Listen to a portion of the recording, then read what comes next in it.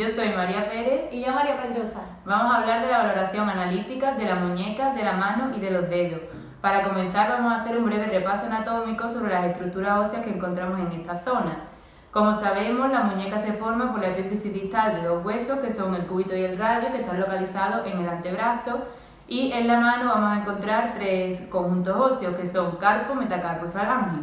En el carpo vamos a dividir los huesos en dos filas, primera y segunda, y vamos a encontrar el escafoide, el semilunar, el piramidal y el pisiforme, y en la segunda trapecio trapezoide grande y ganchoso.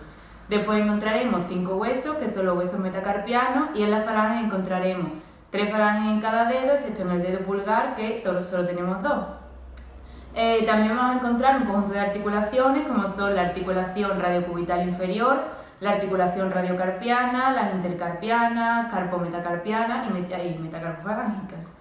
Todas ellas deberán ser estudiadas para descartar posibles disfunciones o lesiones que pueden ocultar la lesión real, como por ejemplo una fractura del escafoide. En el carpo habrá también que tener en cuenta que el hueso doloroso es el hipermóvil y que duele la palpación y que puede estar originado también, por ejemplo, en el codo, no tiene por qué ser originado en la muñeca. A continuación iremos describiendo las lesiones y disfunciones más comunes de la muñeca, mano y dedos.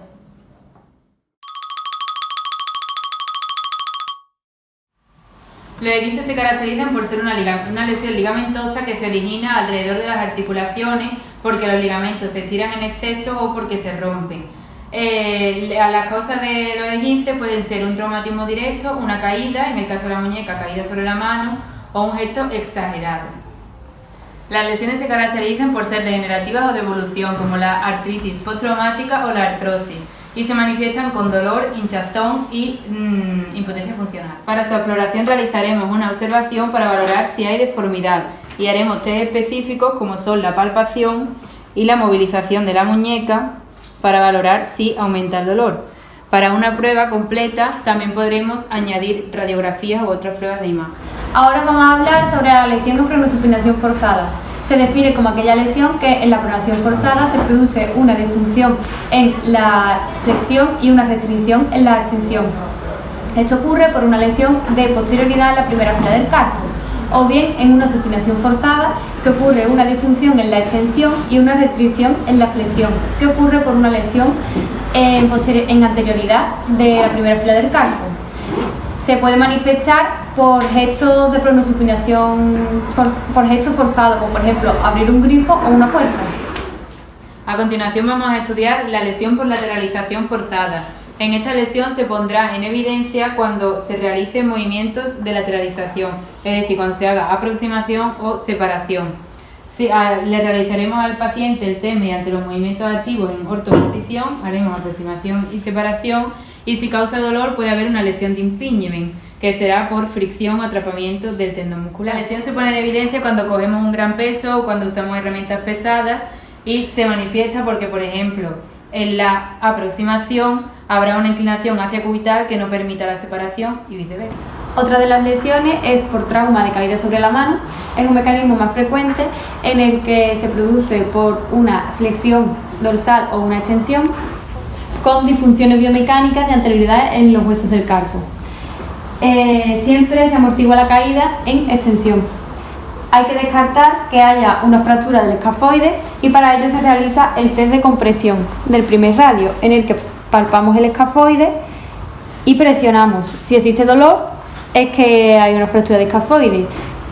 También se realizan radiografías, pero no sirve solo una anteroposterior lateral, sino que habría que hacerla oblicua. A continuación vamos a estudiar la fractura del escafoide.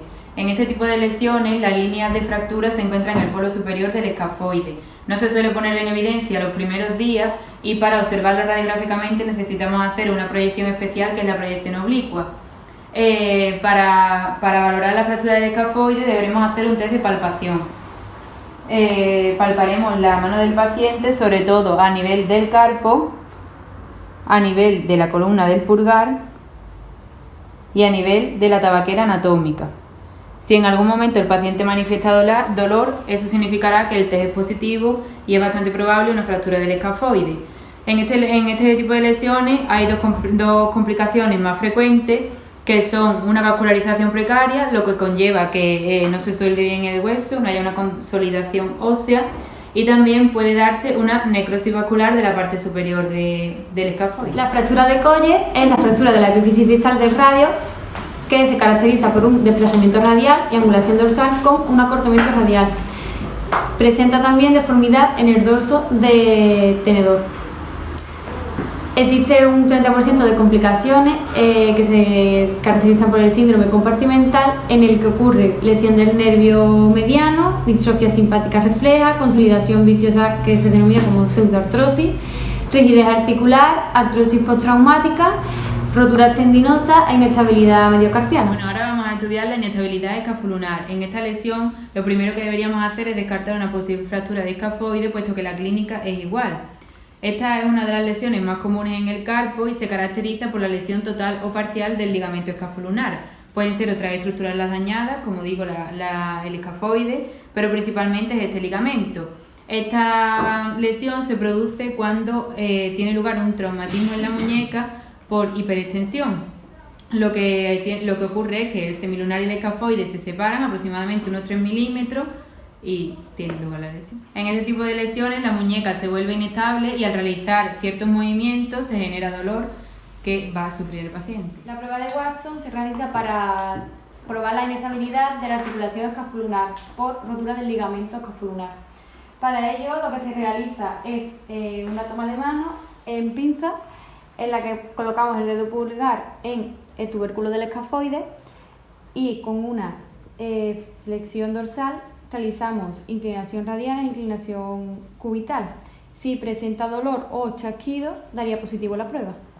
La enfermedad de Kienbock hace referencia a la necrosis aséptica del semilunar, que es una lesión de origen traumático y en la que está lesionada la arteria nutricia. En esta lesión tenemos que saber que el semilunar está situado en una zona inextensible y que con los movimientos de la muñeca se somete a muchas presiones, sobre todo presiones que están relacionadas con el hueso del radio. Para identificar esta lesión tenemos que conocer que los signos clínicos se dividen en 3 etapas. En la primera etapa el paciente va a presentar dolor pero no impotencia funcional. En la segunda etapa va a presentar un dolor que es permanente y además impotencia funcional. Y en la tercera y última etapa el paciente va a presentar dolor pero además va a presentar rigidez. Para saber si el paciente tiene este tipo de lesión, tendremos que hacerle, en función de la etapa que esté, el movimiento adecuado, si hay impotencia, si no hay impotencia, para valorar en qué etapa está y así justificaremos que tiene la lesión. La compresión por el nervio mediano puede verse comprimido por los filaderos escapulotorácicos en la zona subescapular, en la zona del pronador redondo y en el ligamento extrude. También por la zona de la muñeca se puede ver comprimido por el canal del carpo.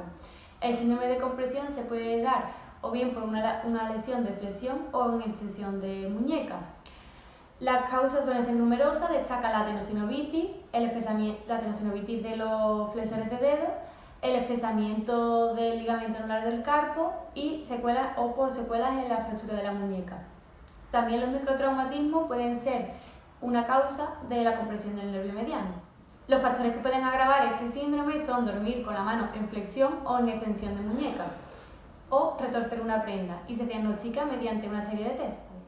La primera prueba que vamos a realizar es la prueba de Tiner, en el que por la zona del pronador redondo, en el túnel carpiano, realizamos compresiones y debe aparecer un signo.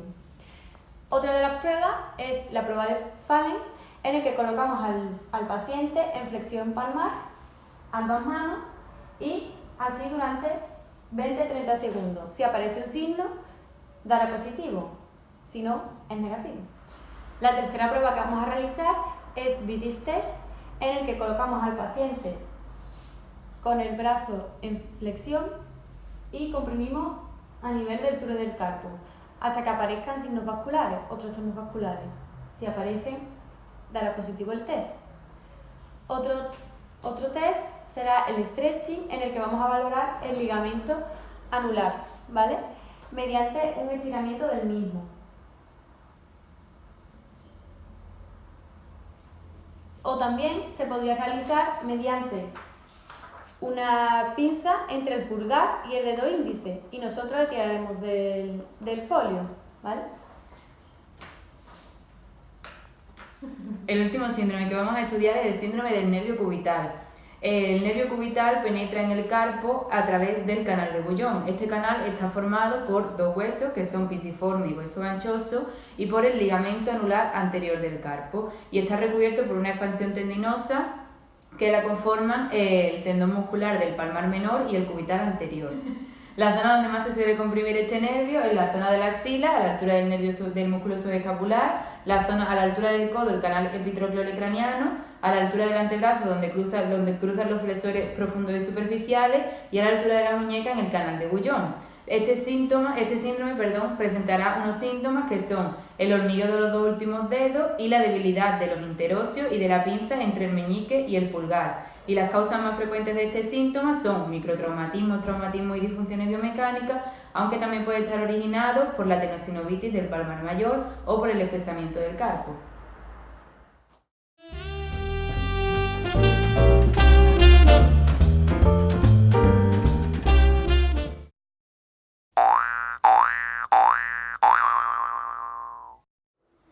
Hola, yo soy María. No, que no puedo correr.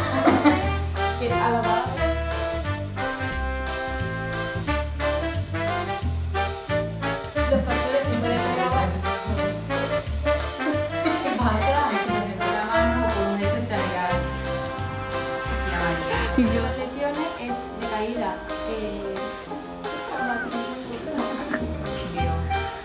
Luego soy yo, ¿eh?